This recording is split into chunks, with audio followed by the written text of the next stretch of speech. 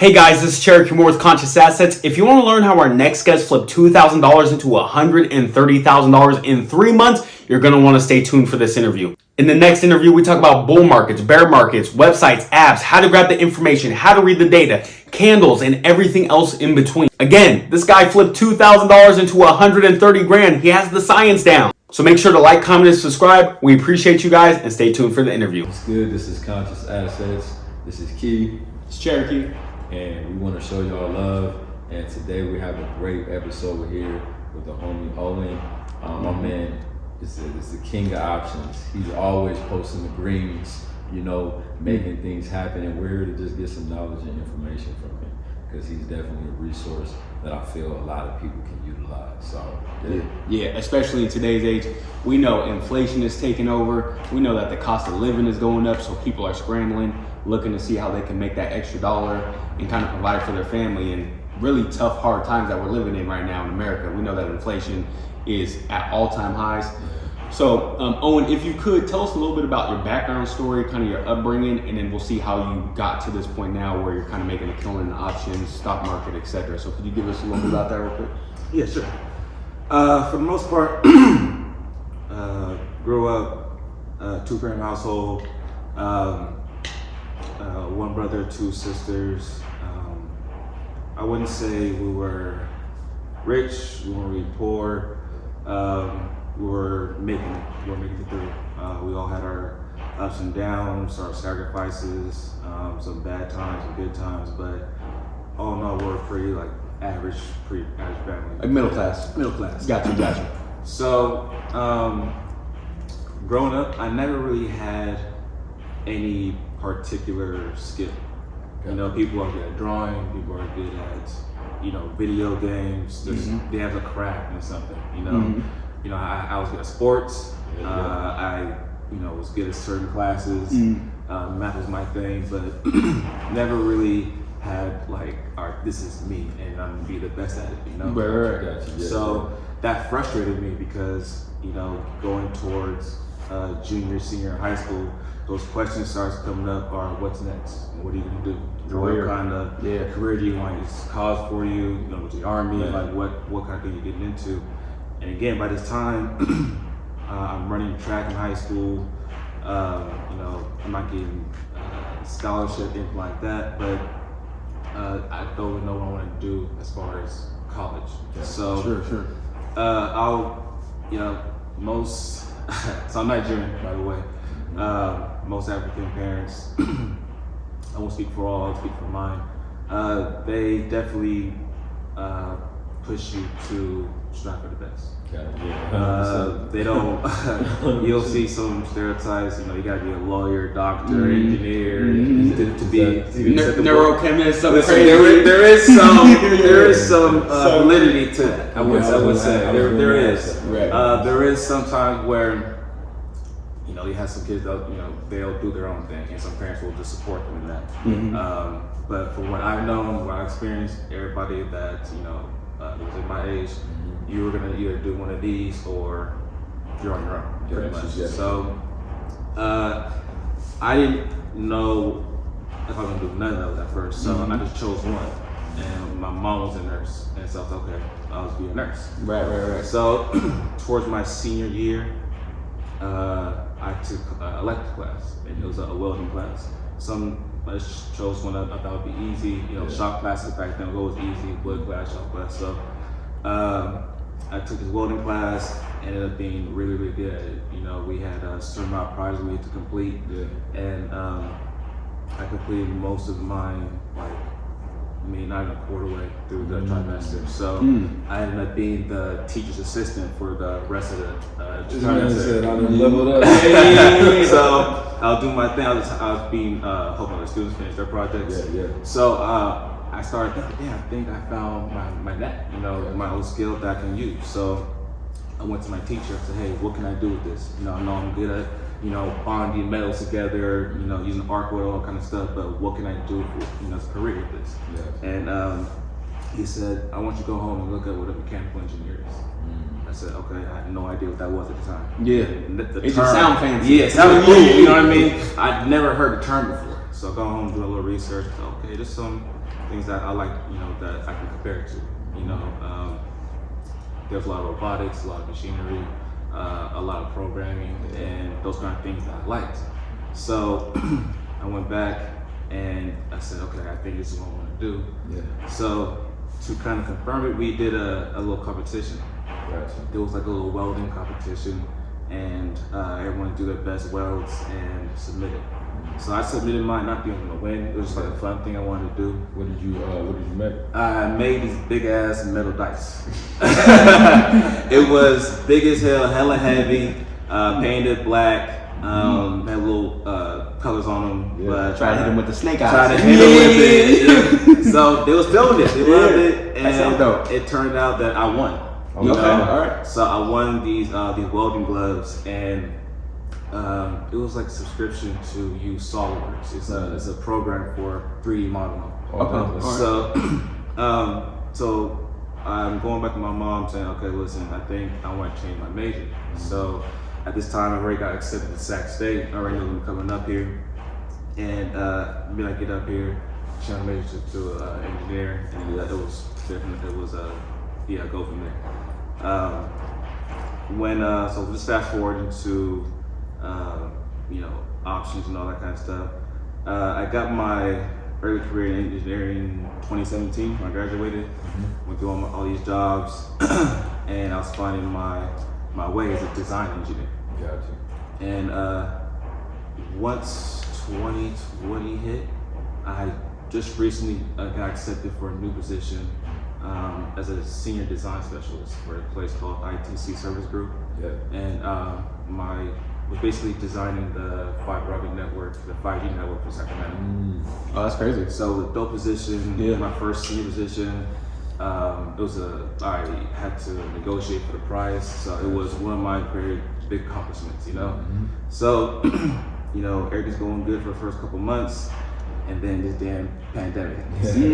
Tore a lot of people up, so a lot of people back. It was bad. So, me being one of the new guys they just hired, and for the salary they're paying me, I kind of knew I'd probably be the first one on the chopping block, but I was still being optimistic. So, nothing was being said at first. Then they said, okay, everyone can work from home. And then I get this email with like no subject head on it, and I was like, oh shit, I don't know about Oh no! man. So You opened it up and just got a picture of the perimeter inside it. they don't even say it. Like, it. man, that's my heart was just pumping. I was like, what can it be? Why they do that to you? Though? Yeah. It was bad. They knew because they had no balls. They didn't want to call nobody. Yeah, some cowards, we know this. So, We know. so pretty much they had all these people. It was like a Zoom call, and pretty much to say, yo, this is the first round layoffs, just letting everybody know. And I'm just in my hand like, oh my God, like what the hell am I gonna do? I know I got bills to pay. I got a dog. I got responsibilities. And as an engineer, you're probably making a good amount of money, and if that just comes to a stop, and you got nothing coming in, that's crazy. And you gotta imagine, like once your money gets to a certain point, once you elevate in finances, you start to live a certain kind of way. Exactly. Not saying that I was living above my means or just start balling out. Right. But I was starting to do more stuff, buying nicer things, and I was comfortable with that. Right. So after everything just comes to a halt, just stops, I'm like, damn, like, okay. This money going out, this money coming in. I know. Right. So I'm thinking of, I'm thinking all kind of ways to get back in the game. So I'm going through my, 100 applications at 6 in the morning, trying to see what's out there. And I'm calling around to all kind of my friends, resources in college that, limited. That I wasn't, I wouldn't say I was the guy that, all right, engineers are very, very selective with their friends. Yeah. Like they have like little core groups, and if you're not part of this group, you're iced out. And Is there a particular reason for that? Or is that just kind of the culture? It's, for some reason, it's the culture. Gotcha. It's the kind of characteristic we have. We kind of just like being by ourselves, don't talk to me, I'm just doing my work, and then that's it. You know what I mean? But if I do have a guy, it's just me and him, and that's it. Gotcha. So one thing I experienced, I'm sorry, backtrack. One thing I experienced was there was like a way to study for like certain tests and things like that for these engineering exams. And one easier way to do was people had like study groups, old tests that they used to study for. And if you weren't a part of these groups again, you didn't have access to it. You know what I mean? You were getting your lights out. So, getting back to you, being an engineer, I thought it would just be real easy to go back out there, apply for another job, get right back in there, you know. Right. And especially because you hear it's such an in-demand type of field and position. yes, and it wasn't that at all. You know, again, I remember doing 100 applications, maybe getting like one call back, and it'd probably be nothing happening there. Right. So I got real discouraged. I started, calling my mom, saying like, "Hey, there might be a chance I can move back home early. These are things that's going on." So I was in a real like depressed, down mood for a while. You know? I would say for about 2 weeks. So then one day I'm just on IG, and my friend posted, shout out Carter. Shout out Carter, wherever you at right now. So he posted something on IG saying that he made like $600 in like 10 minutes. Right? I was like, what? These are the stories you hear. These are the stories you hear. I was like, listen, I know how to do that kind of stuff. It's just not legal. Right. I can make $600. What you doing over You know what I there? mean? What are you doing? So I was surprised, but I was like, I gotta find out how he did it. So I DM him. I say, yo, how the hell did you do this? He says, hey, you get into this thing called options, and I've been hitting. I said, options? What the hell is that? Right? So he's telling me, I got into it with my guy. He went to school with some guy. Right now he's like a options guru.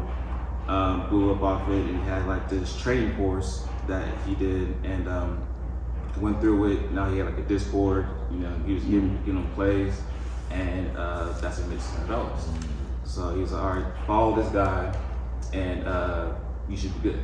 So I go to his IG, go through his website, and I see that the course they're offering is like $400, right? Mm-hmm. So mind you, I don't know what the hell option is in the first place. If you already down bad, I'm already down. Every coin I get, I'm trying to save. So I'm not trying to spend $400 on a win. So I was like, all right, we're in an informational age. Mm-hmm. Just Google. So I Google options are, got a little rundown.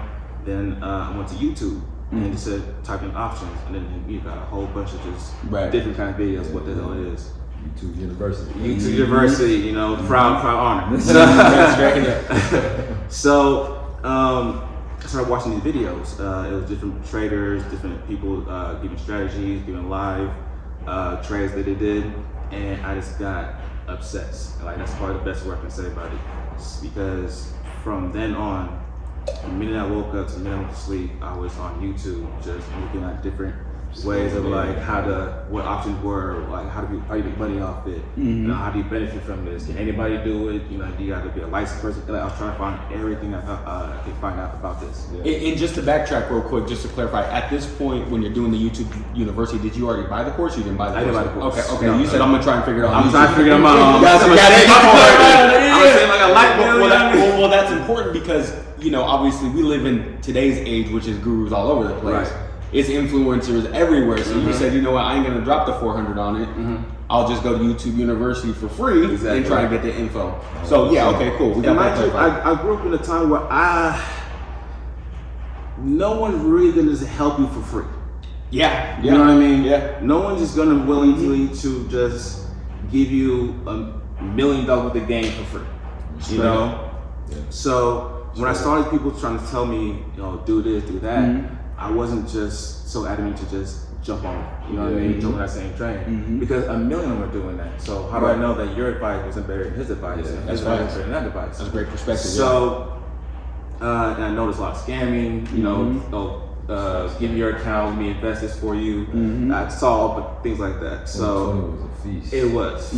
So that's where all the gurus came out. And I know everybody knew how to trade. Everybody knew how to trade. Everybody knew how to flip houses. The whole thing. Every single thing. So I was like, you know what? Let me just try and take a stab at my own self. Gotcha. So, mind you, I knew about investing. Like I had stocks, but I had no idea what I was doing with it. Like I bought some Nike, I bought some Apple. You know what I mean? But I never knew what it was. Right, because let's clarify real quick. There's options trading is much more, I don't want to say much more complex, but it's much more complex versus someone just jumping on Robinhood and saying, I want to buy a Nike stock. Yes. And then you purchase it, you own stock, and then you don't do anything with it. Yes, it's way more complex. Right. When you're investing, all you gotta do is find a stock that you like, Right. something that you think will do good in the next 5 to 10 years, and you drop. It's like a retirement plan. Exactly. Yep. And it doesn't. It can be $1. It can be $2. It doesn't matter what it is. You drop it in there, you don't look at it, right? Sure. Now with options, you gotta pay attention to a lot more things. So there's the time that the market's open to the market close. Which we came to find out today is very important. Yes. You got to be on top of it. You gotta be on You got to top. be up at 4:30 a.m. on that. Exactly. Yes. You gotta be up strategizing. You gotta see what's going on pre-market. You gotta see what moves are being made. You gotta see what kind of strategy you're gonna do. You gotta do intraday analysis. You gotta understand that these contracts. So options are pretty much contracts. I know I jumped ahead, but it's contracts. And each contract Spanish for a second. Yes. And each contract has an expiration date, right? So think about it. So if people kind of say it's like betting, and in a sense it is, but it's, Why is it like betting? because when you go to the casino, right, you have a certain amount of money that you have, and you go to, let's say, blackjack, and you say, I want to bet on black, right? You are risking whatever much money you're going to risk to say, all right, this is going to hit on black, right? So you may win, you may not. That's the risk. Sure. Right. And so in the same thing with options, let's just say I buy a contract with Apple, and I think it's going to go up to. So let's say Apple's at $100 right now, and I bought it today, and I said by Friday Apple's going to be at $105, right? Got you. And for that contract, or for that contract, for that expiration date, it's going to be like $80. That's my bet. That's my risk. Yes. So now here's why I'm saying it's a little different. You have no control of that still the ball spinning, it land on black. You have no control. Then you put your money down, it's all up to odds. Right. You know what I mean? It's all up to fate. It's all fate right there. You know, hopefully it lands on that black. Right. Yeah. Now for me, or for options, there's real life analysis you can do to determine that there's a good chance it will go to 105 or close to it, or it just won't get there at all. Or it might even go reverse down to 95. Okay. There's real analysis. So you can do charting, you can look at intraday analysis, you can look at news. There's a lot of confluences you can look at that will back up your bet. Gotcha. With casinos and stuff like that, there's not much. God's There's not much you can really do Right. besides just wait for the bet to go through. Sure. So why I like options is that yes, you're betting, but based on, I call it educational betting. So what you're trying to do is based on what my research and my analysis. Yes, I'm betting, but I have a good chance of from what I learned and from what I've charted, it's gonna get there. Sure. Right. And one thing about options, you don't necessarily need to hit a certain price to make money. Right. You have to hit black. Right. For you to make money. Right. It can't hit red. It can't hit in the middle. It's got to hit black for you to make money. Right. So let's say I make the bet today, and then it's at $100 again, like I said, and tomorrow it's at 103. Right. I'm still profiting because what that contract's doing is appreciating the value. So what people need to understand is you don't want to look at the price. You want to look at the premium. The premium is pretty much the price of the contract you bought. Gotcha. Okay. Right? Okay. So you say you bought a contract for $80 at $100 where Apple's at. Now Apple's at 103, and that contract can be from $80 to 100 or 120, right? Gotcha. Now you can be okay with that. That's like a $40 gain right there, and you haven't even hit your 105 price. Gotcha. So you can take your profits, go have fun, go about your day, You can reinvest or something. you can reinvest, or still hold that contract to see if it will get to that point. Got you. Right? Okay. So there's many different ways to make money. That's just going up. You can do the same thing going up. I'm thinking that based on my same analysis, Apple will go down from $100 to 95. You still make money off that same kind of way. If it gets to 98, 96, I'm still profiting even if it doesn't get to 95. So, real quick, so when you first got into options, how did your first your first initial trades go for you? Like, how did they work out for you? Terrible. Terrible. After I finally watched a million videos, really psyched myself to really get in there. Yeah. I said, okay, let's do this. So what I did was take my tax refund, $1,200. Okay. Put it in there. I said, I don't make nothing off of this. It's back to home I go, right? Yeah. So my first trade, I remember it was $75. I forgot what was it a call or put, and I lost it. 25 gone within the first day.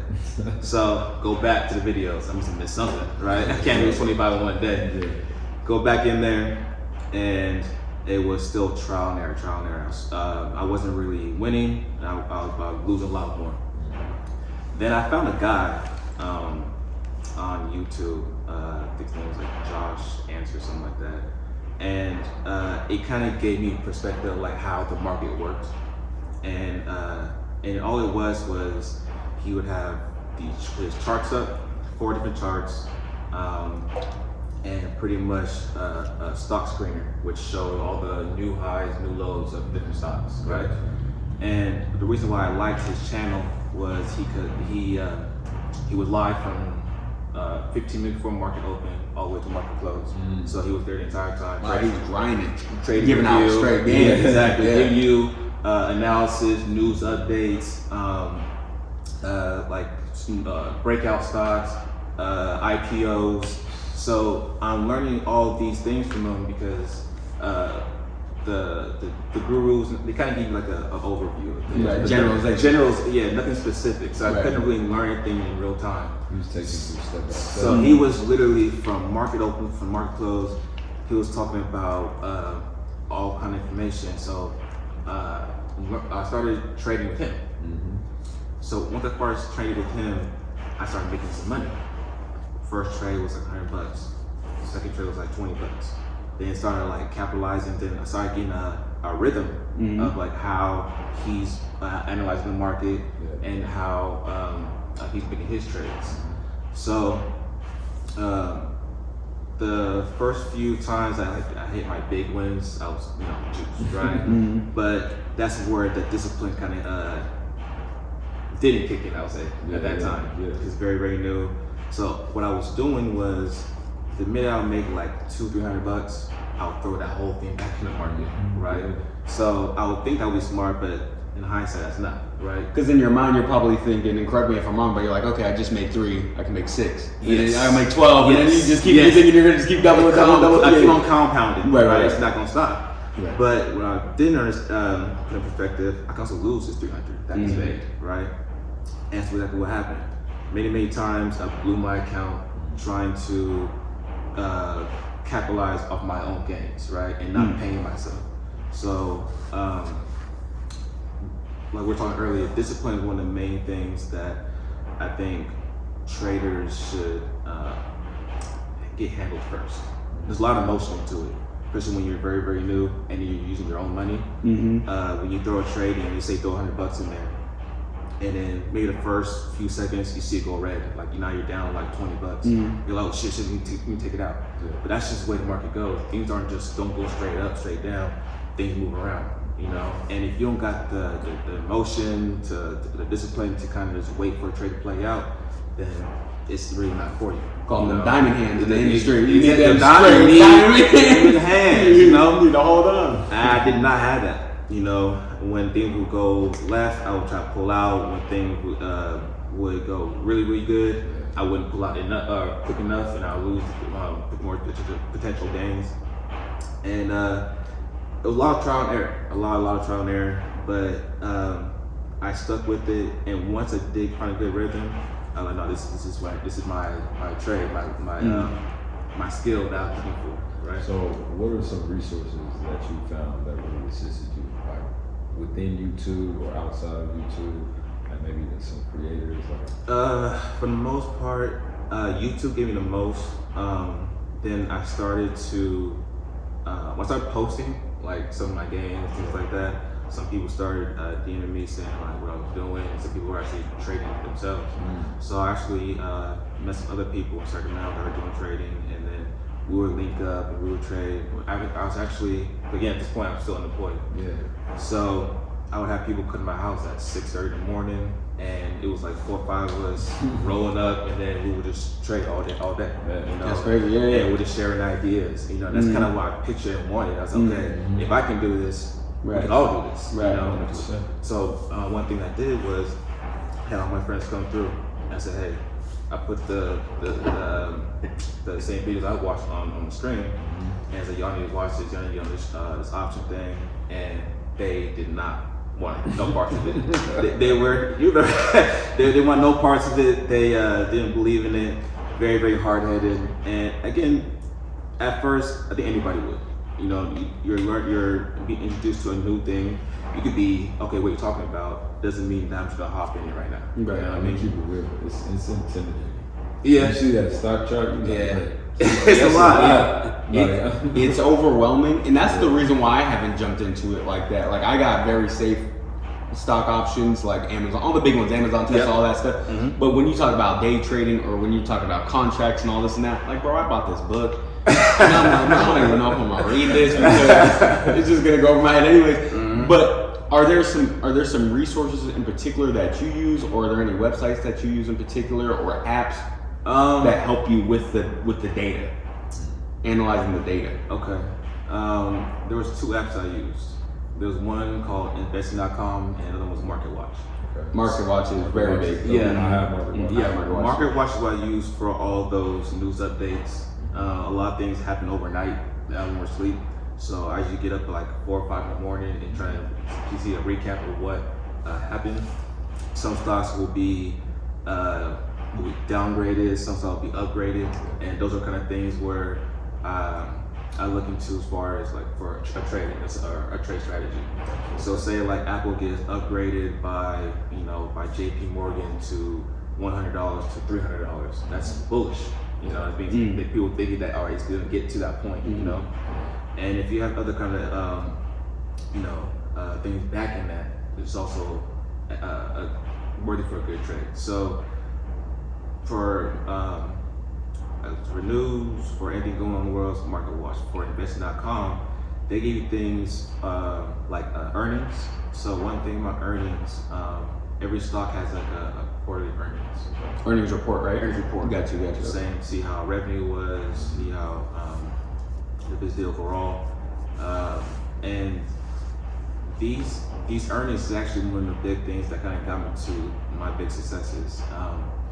They tend to move drastically. Say Apple reports, after hours today, right?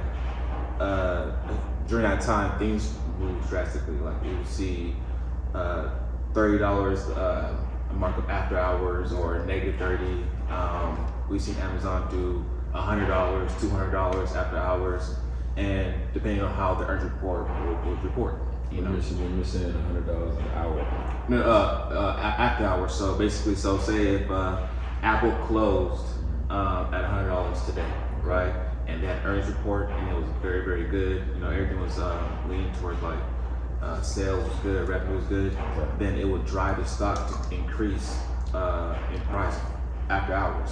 So it'll go from 100 to like 140 after hours. So when the market opens the next day, it'll be 140. Got you, because the stock market's going to close at 1 o'clock on our time in Sacramento, California. Exactly. So you're saying over there on the East Coast, it could come out at like 8 o'clock or 7 o'clock at night or something. Got you. Okay. So you wait for those earnings report, and again, you will either bet on either bad or good. So you'll do a put or a call, and depending on what reported, you would benefit from that trade. So those earnings are listed on the investing.com. There's an investing calendar. It'll have for the entire month which stocks are reporting, and those are notable because, again, depending on what company it is, if you know that they've been on the news all year, just bad revenue, bad marketing, anything like that, alright, I'm probably gonna think this to report bad. You know what I mean? And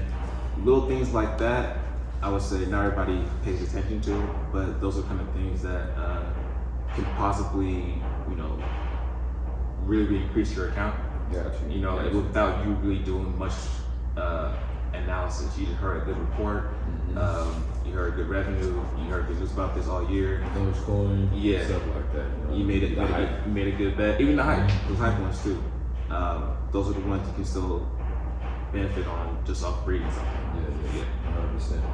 Now I had a question as far as what is the best apps to trade on, in your opinion, from your experience? So there's 3 that I use: Webull, Robinhood, and Thinkorswim. I haven't heard of no Binker last yet. one. Yeah, what's Thinkorswim? Thinkorswim TOS. No? Yeah. So Thinkorswim. Okay, I'm going. Oh, it's Thinkorswim. I'm over here calling it Binker. No. I'm like, what do you say? Think or swim. Sorry about that. Binkerton. That's some shit I don't know about that. I said all your bread. Binkerton. You got another one. That's on the dark web. So I would say, as far as user friendly, if you're a new trader and just want to be able to use the interface and know how to learn how the contracts are, I would say Robinhood. Robinhood's the best bet. It's the easiest one, and I'll say from the first time I used it back in 2020 to now, it's improved greatly. Oh wow! Improved greatly. You can chart on there now.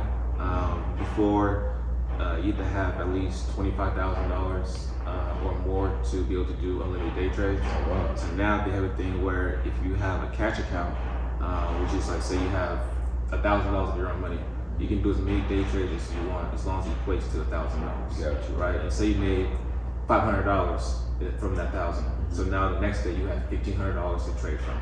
Gotcha. Right? Gotcha. Vice versa, when before you only had 3 day trades. So no matter what you did, if you used your 3 day trades within that week, you couldn't use it until next week. So next week? Yeah, next week. They're trying Exactly. to Your day trades, man. Yeah. Oh wow. So that's why it's kind of hard, especially in this kind of market. Yeah.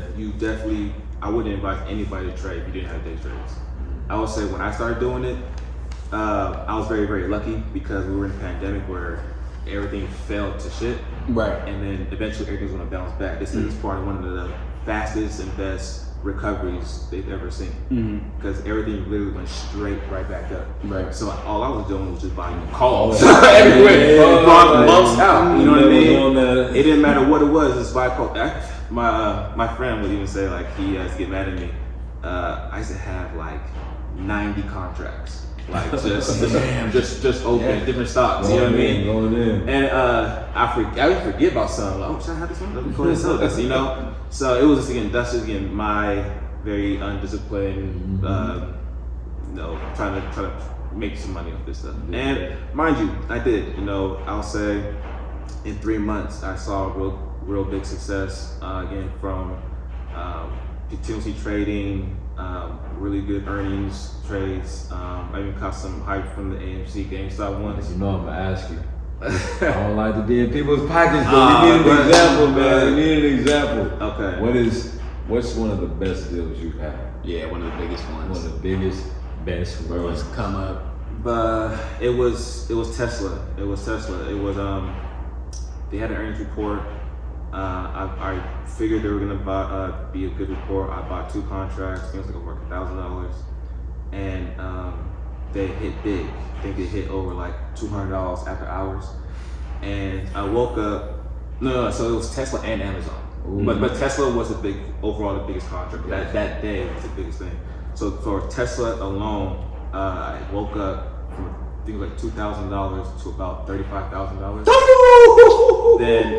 Then that day it kept on running. So I bought another contract. Yeah, like let's keep on going. Right. So then those 3 contracts ended up equating to about $46,000. And how much did you put in? $2,000. Bro, our ROI go crazy. That is crazy. I had that post on my IG because it was too crazy of a trade. Put that out in the universe real quick. Man, so that's a blessing. that was one of my biggest ones, and up to date, one of my biggest accounts. Now I work on my mom's account, my sister's account. Okay. I don't really use mine that much, but the last time that I really looked at it, in 3 months, when I first started, in 3 months, I ran it up from that $1,200 investment to about $126,000. Oh my gosh! Big time. So just to let the Big people, time. just to let the people know, In about 3 months. Keelan and I, before we start recording, we're talking about our $10,000 challenge in 30 days. We gotta step our game up. It's different. It's definitely different. Let's go. I would say if y'all was in that same market I was in 2020, no question y'all would done the same thing. No question. Is it a little bit? I think that I could be, correct me if I'm wrong. I think that the market now is a little bit more sporadic. We're not going to have the crazy upswings. No. We're kind of having some crazy downswings some days. Yeah. But do you think it's still a possibility for someone who's just starting out today, just like yourself, to start today, right now, as we sit here on the 9th, and say, okay, can I make $120,000 in 3 months? No, that's I wouldn't say that's possible today. The market right now is just it's too choppy. Gotcha. There are days where we'll probably move like $1 on the SPY. So SPY is like an overall stock of the market, and there's those kind of moves aren't going to get you those high returns anymore. Yeah. So back then, me and my friend, we're making like 5,000, 10,000 a day, right? But those aren't like, if you're not betting $20,000 each trade, you're not gonna make stuff like that no more. Like say you bet like a $5,000 trade, you might get like $600 like that. You know what I mean? And you'll be lucky to take that. Right, you know right. what I mean? Just because you'll catch a bounce off the market, but that bounce only lasts a couple minutes, and then from there now it's jumping right back down, and then it's right back up, and now it's in this weird little zone, and that's depreciating your contract, because your contract, say you buying a call where you should make the market go up, your contract's wanting it to go up, right? And if it's staying in the same spot or even going down, you're losing value in that contract, right? So much when I said, if you're not a day trader, or if you don't have day trades, I wouldn't trade at all for new traders, because those 5-10%, those are the ones you're lucky to get. You know what I mean? Those 200%, 500% was getting back then. I don't see this no more. This is not a swing kind of market. So that was my game back then. Got you. I was a swing trader, and I would buy contracts that's expiring next month, 3 months from now. Because again, I'm always there thinking it's gonna go up eventually. There's gonna be maybe some little moments where it's trading sideways, but eventually it's gonna go up. That's the kind of market we were in. Right now, there's no real direction. You know what I mean? We'll bounce $4 or $5 one day, go back down $7 the other day, and it's just going back and forth. So there's no real direction to swing for very, very long. So if you're trading in today's market, you definitely gotta be a day trader. Gotcha. Be on it. Be on it, be looking at it, have alerts set, have stop losses set, take profits set. And by the way, real quick, what's a stop loss? Stop loss. So we're talking about contract prices, right? Okay. Because we don't worry about the stock price. It's contract price that matters. So when you're making a trade, you'll see, depending on what platform you use, they're all different how to set it up. But essentially, what it is you're saying that I don't want my contract to go below this price. So whatever goes on in the market, and you don't want to look at it, and you put $80 in that trade, and you say, all right, I'm gonna risk $10. So you put your stop loss at 70, right? So at 70, if it goes to 70, it's gonna sell it automatically. You took your 70, you took your $10 loss, you're done, right? If you don't set it, that $80 can go to zero. That's real quick. Okay. Real quick. Okay. You know what I mean? Okay. So it's very, very important in today's market to have stop losses set and have alerts set. Okay. So you giving yourself security. Yes. Yes. Okay. So again, before I didn't know what a candlestick was. I didn't use any charts. I didn't have any strategy. I was just buying what went up, and then when things went down, I went down. You know, I would say today I'm a more strategic trader. Actually have like price points I'm looking at. I don't just buy and hopefully it gets to $1 million. You know, Right. so that took time. You know, that took time. It took trial and error. But overall, this is the kind of mindset you want to be in, where you're calm in any kind of market you're in, and you have a plan. You never want to go into the market without some sort of plan. So I have a question in regards to trading options, getting involved in the stock market. It takes a lot of discipline, like you said. You gotta have diamond hands. Diamond hands, fly, right? You'll be feeling good, just letting it go. So I have a question, like, do you think it takes a lot of discipline? Like, my bad. Let's just ask you, what do you feel is the best type of mindset to have? The best, I'll say, skill set when it comes to your mental prowess. Like, what would you say is something that you have and you implement every day?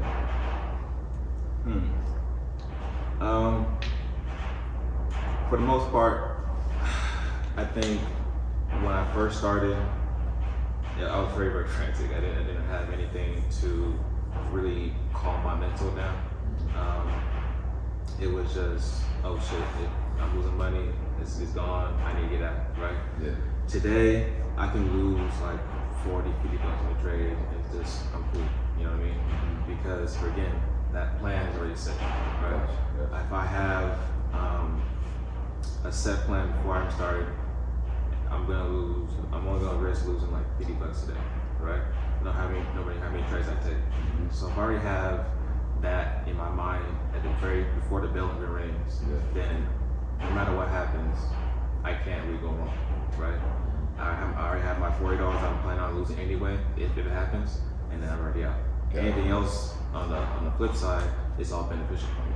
So during that time, I would say try not to just, it's kind of hard to say try not to for first time traders.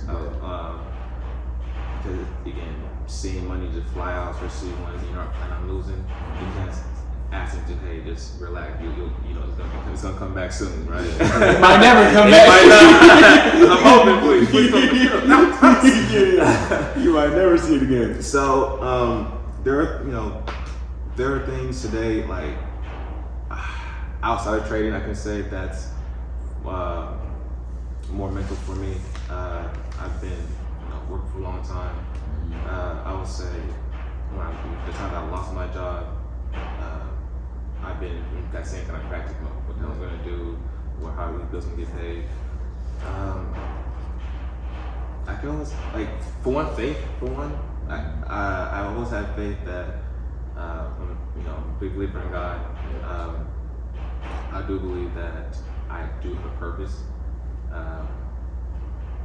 And during those times where I wasn't sure, I just relied on it. You know what I mean? Kept faith alive and being persistent too. And I'm not gonna just say rely on that. I did my own due diligence as well. But in certain things like that, it's not much. It's out of my control, right? So the only thing I can do from that I can't control is keep it still in mind. And during those times, when you're frantically have all kinds of thoughts in your head, you tend to overthink. You tend to make bad choices, and that's the same thing in trading. When you're making, you're frantic at, you have these thoughts, oh, I'm gonna lose everything. You might cut for a $40 loss, but if you've been calm for just a couple more minutes, you would have had that $100 gain. You know what I mean? Yep. So, as far as what kind of things you can do, I would say everyone's different.